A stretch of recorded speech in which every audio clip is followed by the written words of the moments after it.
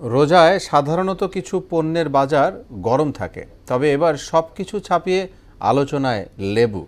সারাদিনের ক্লান্তি দূর করতে ভিটামিন সি সমৃদ্ধ লেবুর চাহিদা বাড়ে, ফলে রমজান ঘিরে কিছুটা চড়েছে লেবুর দাম। তবে 200 টাকা হালির তথ্যটি একেবারেই অবান্তর।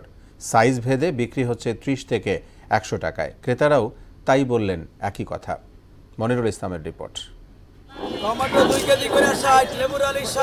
রমজানের চাহিদা বাড়ে এমন কিছু পণ্যের দাম বেড়েছে এবারও, তবে এর মধ্যে সবচেয়ে বেশি আলোচনায় লেবু। রমজানের শুরুতেই লেবুর দাম নিয়ে ছিল ক্রেতাদের বিভ্রান্তি। এক এক গণমাধ্যম এক এক রকম দাম প্রকাশ করে, সমালোচনা করে বিএনপিও, তবে বাস্তবতা ভিন্ন। ইফতারের শরবতের জন্য লেবুর চাহিদা বাড়ে, সঙ্গে বাড়ে দামও। ব্যতিক্রম নয় এবারও, কিন্তু যতটা আলোচনা হচ্ছে ততটা নয়। হালিতে বেড়েছে 20 থেকে 30 টাকা। মিরপুর 1 নম্বর বাজারে সরেজমিন গিয়ে মিলল এ তথ্য।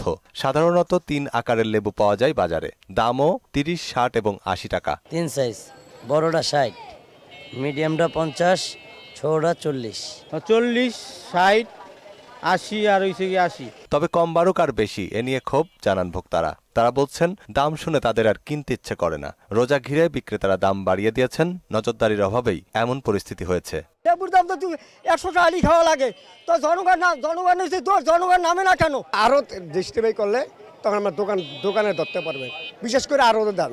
রোজা মাস দিকে 80 টাকা 70 টাকা লেবু হালি কিনতে নিম্নে।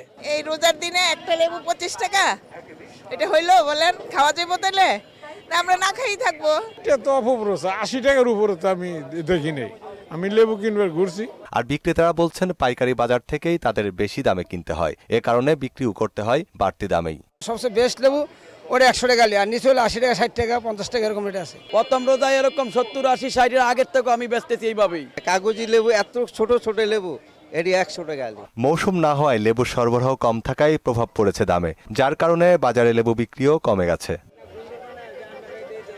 মনিরুল ইসলাম, মোহনা সংবাদ, ঢাকা।